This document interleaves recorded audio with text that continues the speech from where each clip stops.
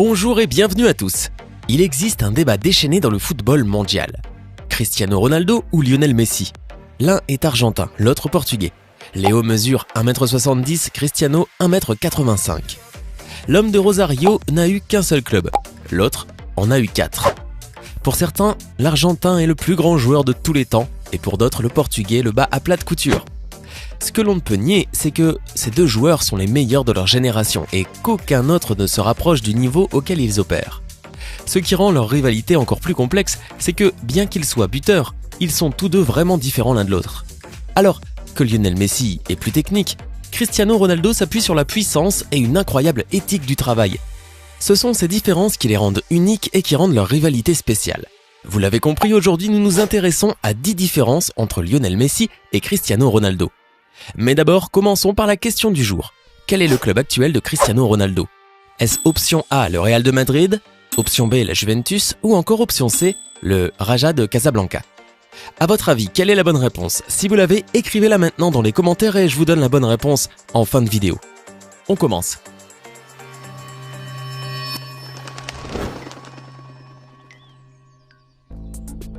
La finition.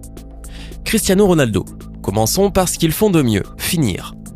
Au cours des 5 dernières années, ces deux-là ont inscrit plus de buts que de nombreuses équipes réunies. C'est pour cette raison que personne d'autre qu'eux n'a occupé les 2 premières places du Ballon d'Or au cours de ces 5 dernières années. Le Portugais est un solide finisseur, c'est sa plus grande force. Qu'il s'agisse de l'angle le plus fermé ou de la distance la plus longue, on peut parier sa vie sur Cristiano Ronaldo pour marquer à la minute près. Il compte beaucoup sur la puissance pour s'assurer que ses tirs se terminent dans la lucarne et cela fonctionne souvent. Lionel Messi. Comme le Portugais utilise la puissance pour terminer ses tirs, l'Argentin lui préfère placer ses tirs avec précision et il le fait presque toujours de façon impeccable. La technique brillante et la précision du Ballon d'Or à 5 reprises lui permettent de placer ses coups à partir des situations les plus difficiles. Cette force lui a permis de marquer tellement de buts qu'il continuera à le faire, car la technique ne s'amenuise pas avec l'âge, elle s'améliore. Comme le vin. Jeu aérien. Cristiano Ronaldo.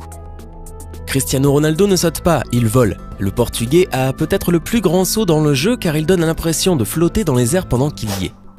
Sa superbe technique de saut lui permet de rester en l'air pour un maximum de temps et sa précision de frappe lui permet de placer la balle dans le filet avec précision. Dans cet aspect, Cristiano Ronaldo est bien meilleur que Lionel Messi. Lionel Messi. Le seul aspect de son jeu qui nous laisse plus désireux est son habileté aérienne. Lionel Messi peut tout faire à l'exception de marquer de la tête fréquemment. Bien qu'il ait marqué quelques têtes, il est loin d'être ce que l'on pourrait appeler une force aérienne. Sa petite taille est la seule raison pour cela, car il y a peu de doute qu'il aurait été fort au jeu aérien s'il avait été plus grand de quelques centimètres.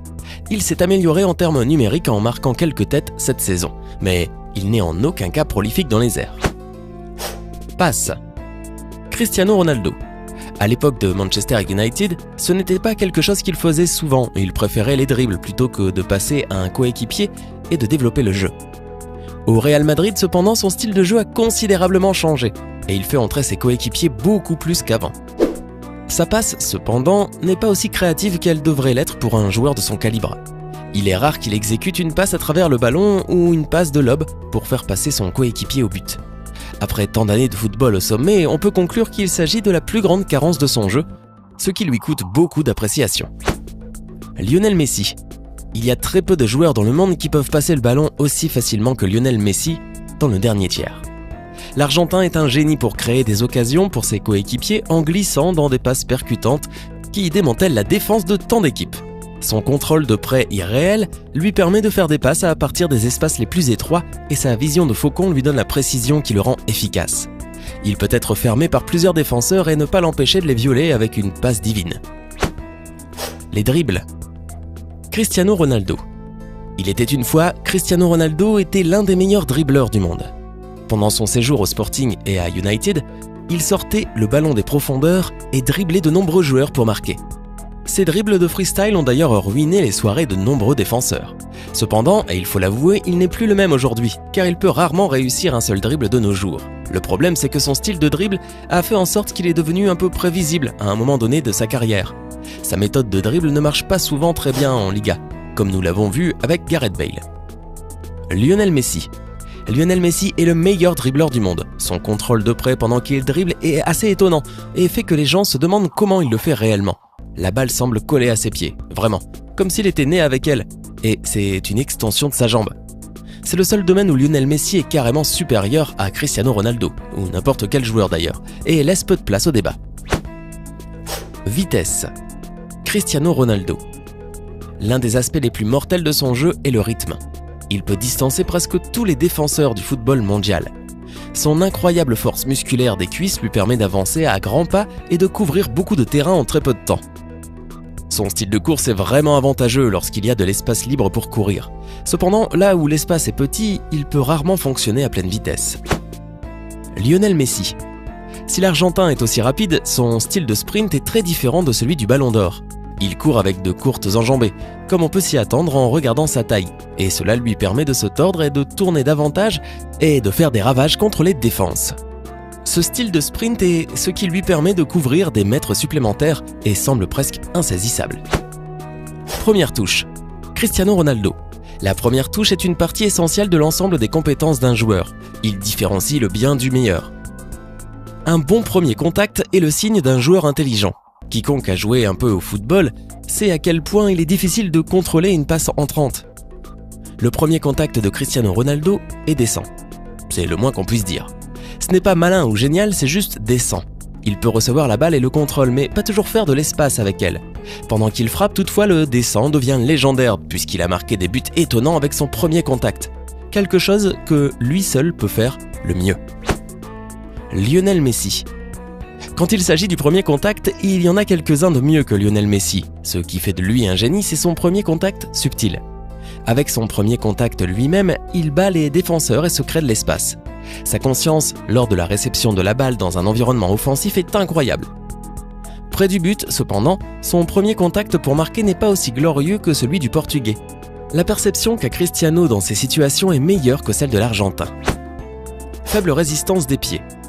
Cristiano Ronaldo. Le pied gauche de l'ancien joueur de United est à peu près aussi fort que son pied droit lorsqu'il s'agit de tirer.